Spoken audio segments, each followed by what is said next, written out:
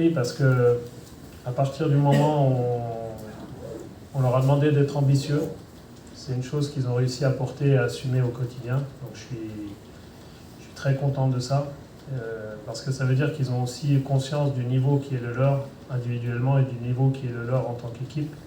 Donc ça nous permet de faire la saison qu'on est capable de faire. Alors peut-être effectivement qu'on a 2-3 points de trop ou qu'il nous en manquera 2 ou 3 à un moment donné dans la saison.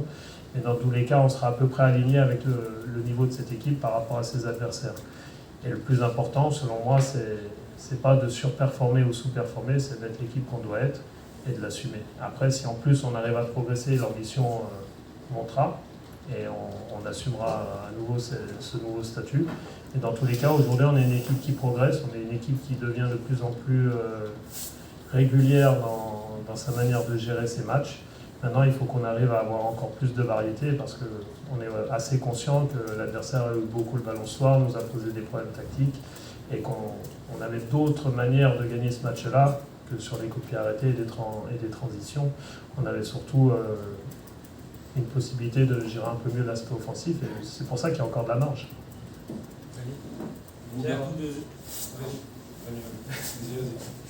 Pierre, dans votre équipe, il y a plusieurs joueurs qui sont très performants. L'un d'entre eux est Adrien Thomasson. 2 questions en une. Premièrement, qu'est-ce qu'il vous apporte concrètement? Et puis deuxièmement, est-ce que le brassard, c'est quelque chose qui vous galvanise selon vous? Il nous apporte énormément de choses parce qu'aujourd'hui c'est difficile de le caractériser simplement sur son jeu parce qu'il a un rôle tellement plus large que ça vis-à-vis de ses partenaires, vis-à-vis de la relation à l'arbitre, vis-à-vis de la relation avec les adversaires. Enfin voilà, c'est quelqu'un qui a un impact énorme sur le rythme et la performance de l'équipe.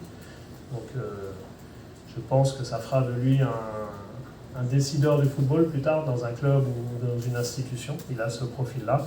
Mais aujourd'hui, en tant que joueur, on est très content de ce qu'il amène sur le plan offensif. Il se fait exactement le relais des demandes, même si celles-ci peuvent paraître saugrenues de temps en temps, mais en tout cas, il se fait notre relais sur le terrain et il est fidèle à nos attentes et il porte ça auprès des autres partenaires, donc c'est extraordinaire. Maintenant, c'est un joueur qui a progressé, je pense, sur le plan défensif en termes d'agressivité. Il lui manquait, selon moi, un peu ça sur son début de saison. Et ça prouve bien qu'à partir du moment où on s'occupe de soi, on peut devenir une autre version de nous-mêmes. Pierre, Roberto De Zerbi a dit tout à l'heure que Lens était une bonne équipe, bien entraînée, avec un bon entraîneur. Est-ce que ça vous fait plaisir d'entendre ça de sa part? On a pu voir ces tout derniers jours des déclarations de votre part sur voilà, vous êtes revenu un peu sur votre première confrontation avec lui, qui n'était pas forcément celle que vous attendiez à l'époque. En fait, je vais vous répondre ce que j'avais envie de répondre, parce que j'attendais cette question. Si c'est le seul problème du football français en ce moment, ça veut dire que le football français va très bien. Et très honnêtement, on m'a confronté à Habib Bey quand on a joué contre Rennes, on m'a parlé de Pélissier quand on a joué contre Auxerre parce qu'il y avait le cas Sinayoko, on m'a parlé de ce qu'avait dit Stéphane Gilly avant son match sur le fait qu'on soit une équipe de transition avec coup de pied arrêté. Voilà. En fait, c'est pas un match entre deux hommes, c'est deux clubs et je pense qu'on met la lumière des projecteurs là où il ne faut pas. Ce sont les équipes qui s'affrontent, ce sont les villes, ce sont ces choses-là qui sont importantes et nous, on est simplement un acteur parmi tout ça. Dans tous les cas, j'ai parlé avec Roberto avant le match, je lui ai avoué tout le respect que j'avais pour lui et tout le travail qu'il avait fourni. Et du coup, on a parlé foot et on s'est donné rendez-vous pour en reparler une nouvelle fois. J'aimerais revenir sur votre sœur Edouard, qui avait été longtemps sans jouer, longtemps sans marquer. Là, c'est 3 buts en 3 journées. Il en est où de sa montée en puissance pour vous? J'espère au début, très honnêtement, parce qu'il se met au niveau sur le plan athlétique, sur le plan du rythme, il se met au niveau dans sa manière de marquer. Il a marqué de 3 manières différentes.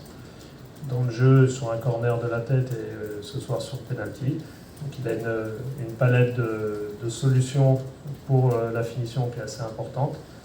Maintenant, on en attend encore plus de lui dans le jeu, on en attend encore plus de lui dans les efforts.